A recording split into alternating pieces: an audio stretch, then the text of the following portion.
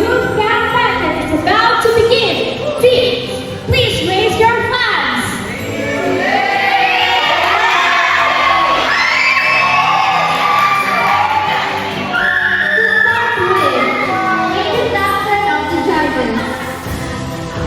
Judge number one, Judge Kim, our top director.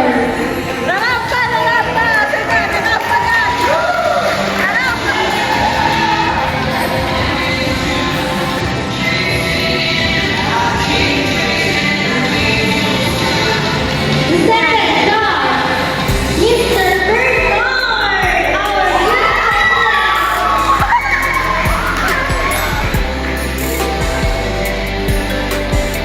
and last but not the least, with experience of class 3, Miss Alice, class number 3.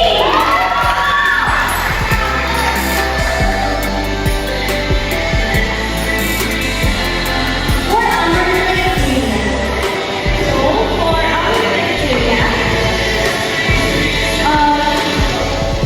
so for the audience feedback, it has 10 points, creativity for 40 points, the content of the fact is 30 points, and the presentation is 20 points, with a total of 100 points.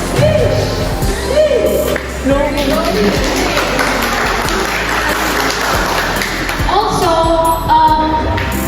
yung i-active po yung points sa plans na ginawa nyo kanina and sa yes. So, yung yun at saka yung dito sa pattern. Okay, so without you, the program will start. Here comes Red Team Warrior!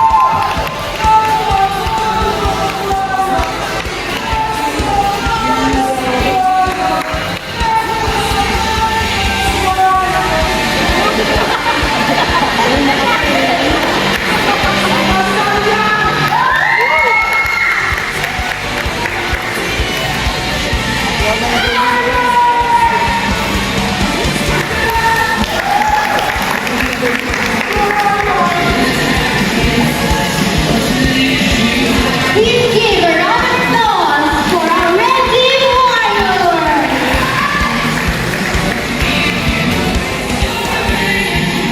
Good evening, everyone. I am Curly Janelle Pavilion, 16 years old, representing the Team Warrior!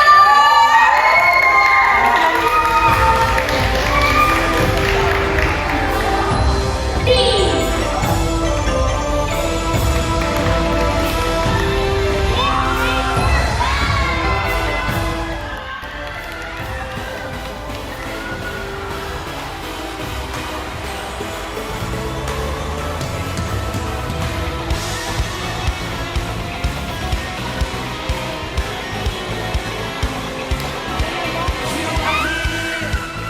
As we lift you up, you were riding on our grace, being thrown over everything. You were seated in our praise.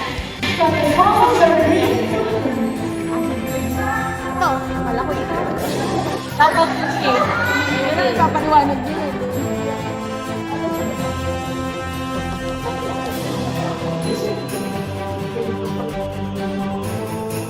Isang magandang gabi sa ating lahat.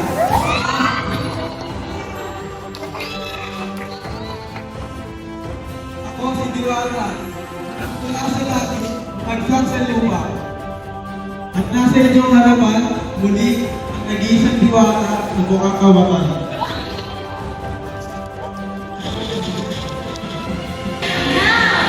For the blue, Blue Field, please raise your flag. I can do anything. Oh, I can do all things. 'Cause it's you who gives me strength. Oh, nothing's impossible. Ikot ka pag ano na. Ka. Ikutan mo sila. Ganoon mo lang ano vlog. Walang yan.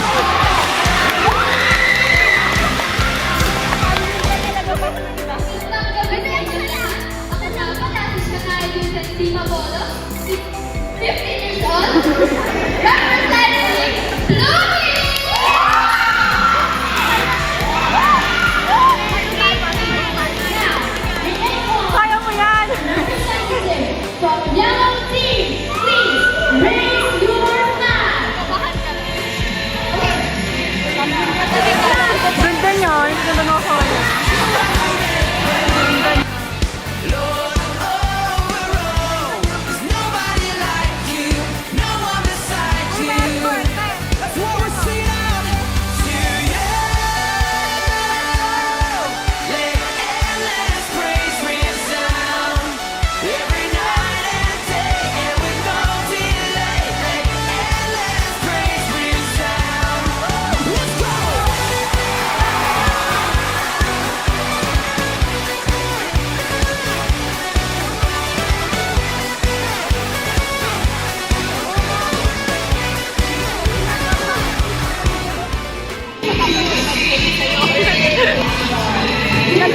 Uy, wala tayo.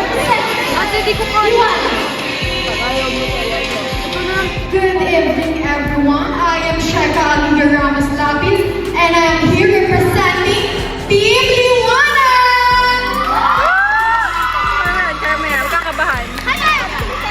Tama mo si Lord. Sigaw ka. Tusukan niyo kami. Turn it up, this sound of praise, make it louder than any other. Lift him up and shout his name over the road.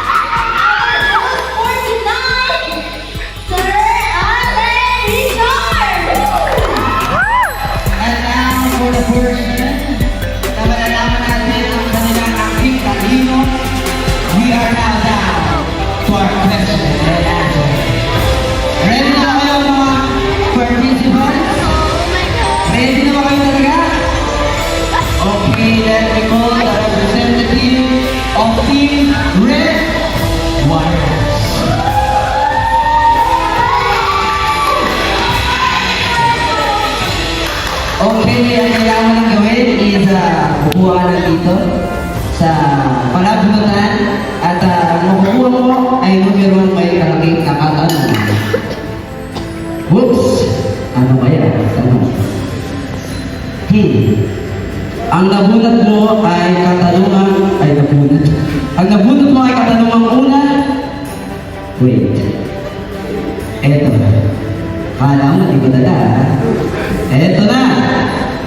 For your question. Are you ready? Ready na? Ready na. Okay. For your question. Bilang kabataan. Sorry po. Sorry sa handwriting. Bilang kabataang Kristiyano, ano ang gagawin mo upang ang best friend mo ay madala mo sa Panginoon? And your answer is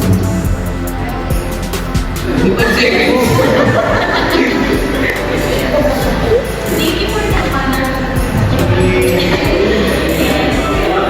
I believe we can force someone to join us in this ministry kung hindi po nila nakikita mismo sa ating buhay kung gaano tayo.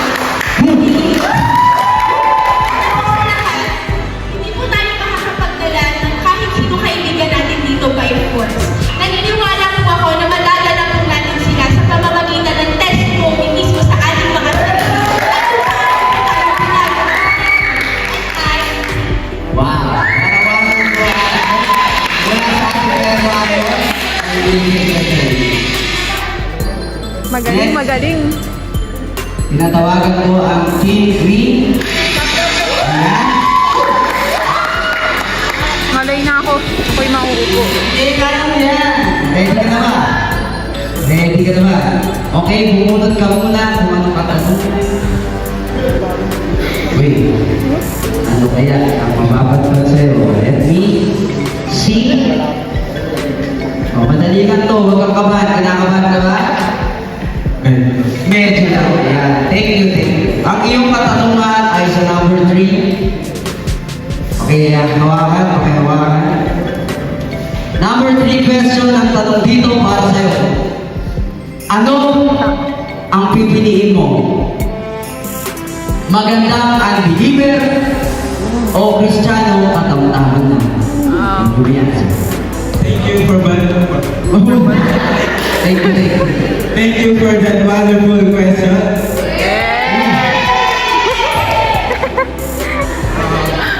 Para sa akin po, ang bibili ko po ay yung Kristiyanong katamtaman.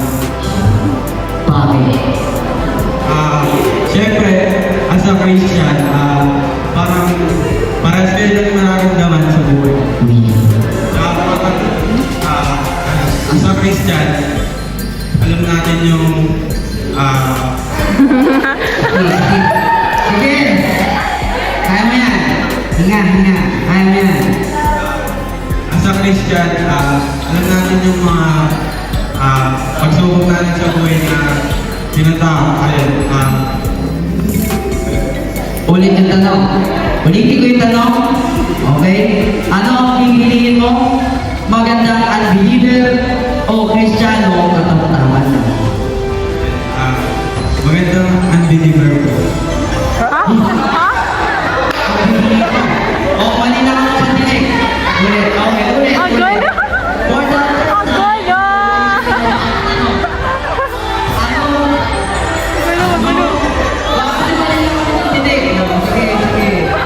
Ano ang pipiliin mo? Magandang unbeliever o Kristiyano katamtaman na? Malino na. Yan. Kristiyano ang katamtaman. Kristiyano katamtaman na. Para sa akin, Kristiyano ang katamtaman lang kasi, Next. para sa akin, Joke lang. Sige. Kristiyano ang katamtaman ko kasi, in my own experience, Wow! Uy. Wow! Based on my experience. Magandang sagot po. Sige.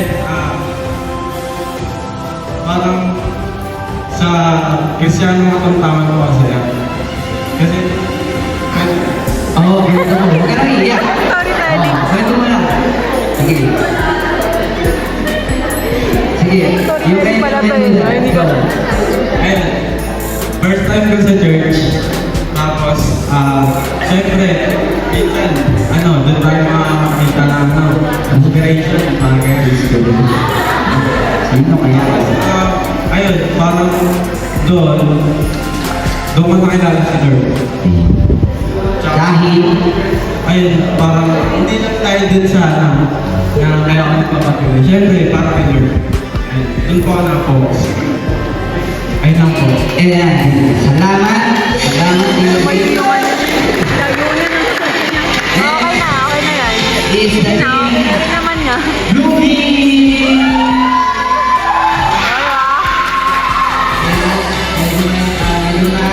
Assistant ko. Yan. Yan. Sakto-sakto. Lalabas sa iyong katanungan. Kumunod ka. Okay. Pakibuklat. Pakibuklat. Pakibuklat. Kapatid. Pakibuklat. Ang iyong nakuha, sinapan ako eh. Uy! Uy! Number 2. Pag number 2 na katanungan, kung nanlalamig ka na sa Panginoon, ano ang gagawin mo upang manumbalik ang ingit mo sa Kanya? Maraming salamat. Basta magandang naniniwala ko ako na kapag nanlalagay ako sa Panginoon, ang dapat ko lang kong gawin ay bumalik sa Kanya at mas patuloy pa po na mag-umilit na magpapuri sa Kanya dahil wala naman po dapat ibang gawin kundi dapat siya ay papurihan sa araw-araw. Kahit naman lamig po tayo, ay dapat pa rin po natin siyang bigyan ng papuri pabalik po sa Kanya. Kahit na lagi Meron pa, may sino pa tayo. Meron pa. Ayun na. Meron pa. Kapag nasa tayo. Okay, ito yung tanong natin madali. Meron pa. Please, pause na ako eh. Hindi ko alam yan. Ayan po, tignan natin kung anong mapupunta sa iyong katanungan. Okay?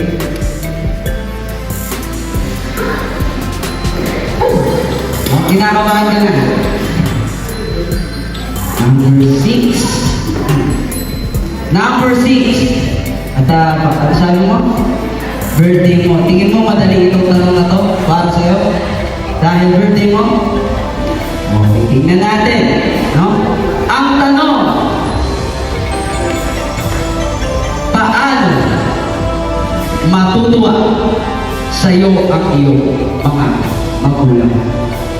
Sa tingin ko, matutuwa ang aking mga magulang kung makikita nila ako na patuloy at matatag na nagpupuri sa Panginoon. Sapagkat ngayon ako'y nagagala kasi ang aking mga magulang ay nakikita ko kung proud na proud sa akin. Sapagkat nakikita nila ako sa harapan na kumakanta at patuloy na nagpupuri sa Panginoon. At isa rin ang, syempre yung pag-aaral, pagtatapos ng pag-aaral. Isa yun sa mga dahilan kung paano ma-proud ang magulang mo sa iyo. Kaya bilang isang kabataan, ini-encourage ko ang bawat isa na patuloy tayong magpuri sa kabila ng marami nating ginagawa sa buhay. Patuloy tayong umarap sa Panginoon, manampalataya sa Kanya, sapagkat ayun ang mga tanging dahilan, isa sa mga tanging dahilan para maging proud ang ating mga magulang sa atin. Yun lamang po.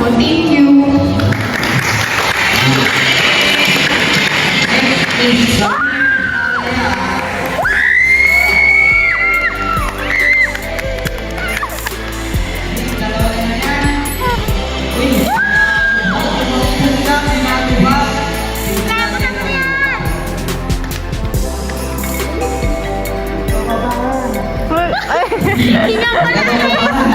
Galing sa iyong teammates. Galing kay Number leader. 4. Number 4 question is, kapag ikaw ay nag-fail o bumagsak, ano ang gagawin mo? Kapag ikaw ay nag-fail, ano ang gagawin mo?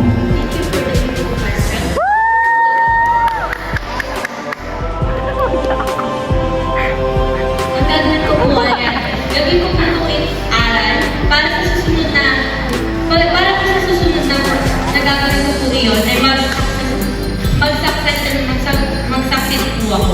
Wow! Yun na yan? So, okay, the last but not the least is the team pink. The team Kaparo. Tingin mo ba, matatanggan mo yung mga sagot nila? Kasi ikaw yung muli. Sisi, wow! Sisi na agad, eto. Yan, ay, dito na. Sige, yan mo pa rin, baka malito ako eh. Okay, ako na. Baka makita ka. Yan, ang huling katanungan. Number 5. 5 yan, 5 yan. Ang huling katanungan sa number 5, ano kaya mo alisin sa buhay mo Wow. para sa paglilingkod sa Panginoon? Grabe yan. Maraming salamat sa iyo, Matan. Naniniwala ako na kaya mo alisin sa aking buhay para maglingkod sa Panginoon ay yung buong buhay ko na puro pagkukulang ay aalisin ko para kapaglingkuran ng Diyos na kataas-taasan at ang aking mga pagkakamali ay aalisin ko para mapaglingkuran ng Diyos at yun lamang at maraming salamat. Yan, salamat mga participants, mga nagagaling na nagagalang at mga buwan, mga representative na kanilang teams. Sino ang pambato nyo?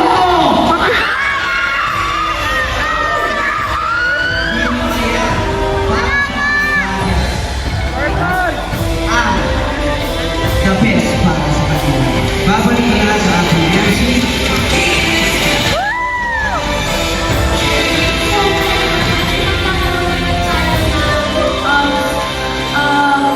Parang Q&A din siya. Okay?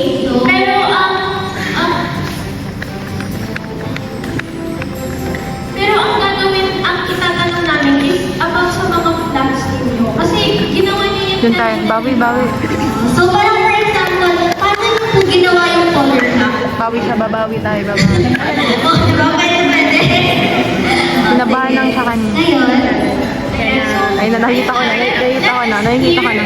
the thoughts behind the making of your team's plan. So, let us start with the first team, which is, okay? So, mag-start tayo sa last, which is from Sa last? Team Big Followers.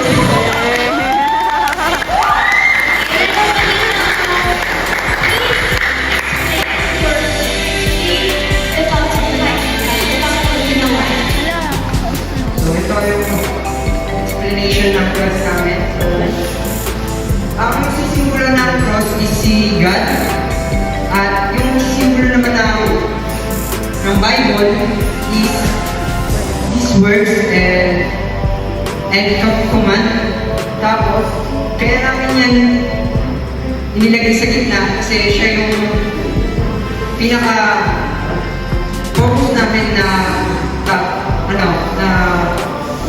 topic dito sa vlog na to. Tapos yung flowers naman, nagsisilbi na kami yan na Amen. yung bawat petals yan is kami. Dahil Kaya mo rin dyan. ang flowers is nagsimula siya sa Ay, kasi. tapos nag-grow siya kapag sumusunod siya sa Diyos. Kaya ang focus ng vlog na to is pagsunod sa Diyos. Dahil sumusunod siya, ang flowers sa akin. Sige. Nagtalaman na tayo sa team talaga.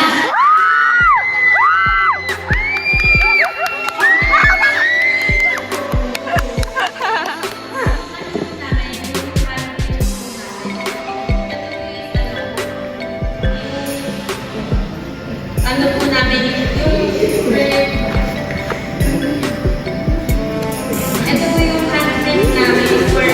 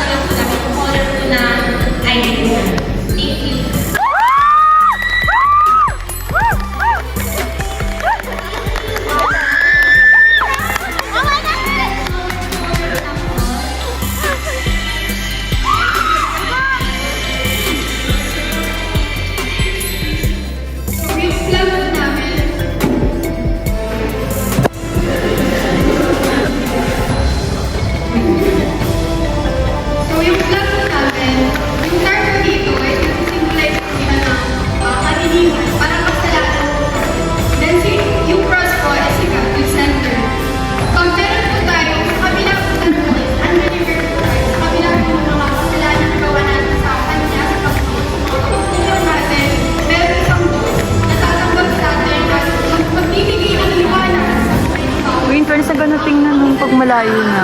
Maganda tingnan ng ano. Kaya sabi nga din niya. Kami ito kasi sa umpisa parang meron kami social anxiety. Mahirap magbigay ng opinion pag hindi mo makilala kung sino yung mga kung sino yung mga nakakasalubong mo o kakakilala mo pa lang. Mahirap makisama sa kanila.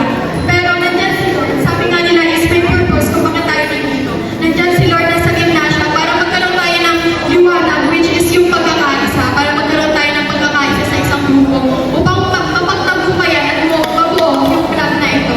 At mag-iiwan din ako ng isang sentence, isang patagal na Jesus Christ is alive to our life. And I thank you. Salamat, iniwanan at naniwala talaga kami sa inyo. Kaya naman, susunod tayo sa Team Blooming. Bakit kaya blooming din ang ating representative? Hi. Ayan guys, makikita niyo po na blooming ang aming pinili dahil ang blue ay nagsisilbing representation ng grupo namin at ang pink ay mamaya ko sasabihin.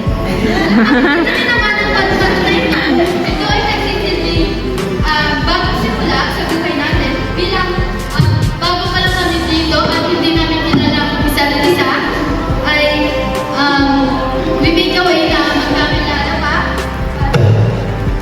At ayun po, ang sunod naman ay ang bulaklak na ito. Hindi lang siya basta bulaklak, kundi ang fingerprint ng bawat isa ng membro na nagpapakita ng unity o pagkakaisa upang magawa ng maayos at mabilis ng aming buhay. Ang bulaklak na ito ay nagpapakita ng ang isang mananampalataya ay pwedeng lumago at pwedeng magbunga. Ang sumunod naman ay ang dalawang kamay ng puso na ito na kung makikita ninyo ay nakataas sa kamay. Ito ay nagpapakita ng pagpupuri natin sa ating Panginoon. At ang puso naman, at makikita nyo sa mata ng pusa ay ang cross. Ang puso na ito ay nagpapakita ng katapangan.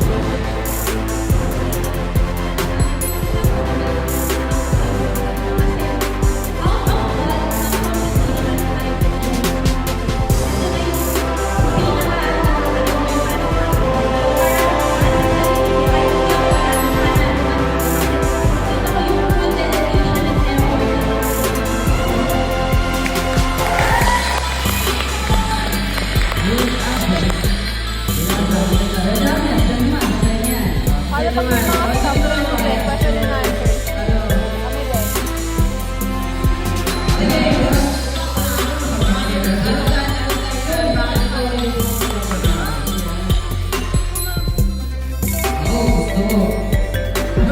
Gusto ko.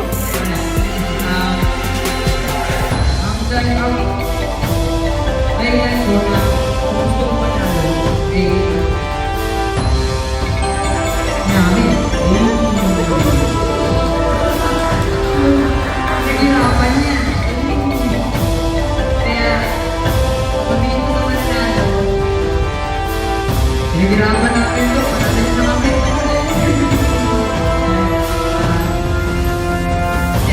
Seryoso, message ko na gusto kong manalo is sige, kaya naman manalo.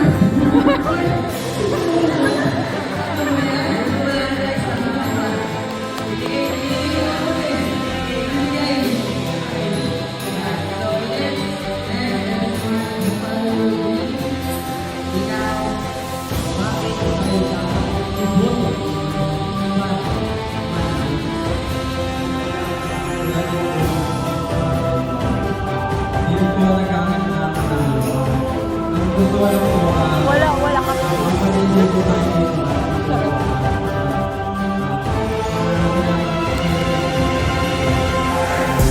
Hindi po tayo dito.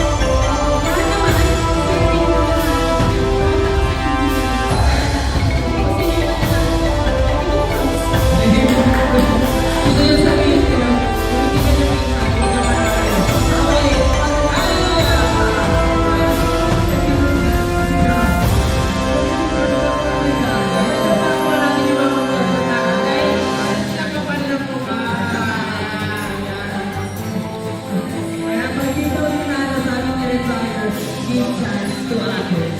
Wow. Ayan na, okay, for the result of our pageant to see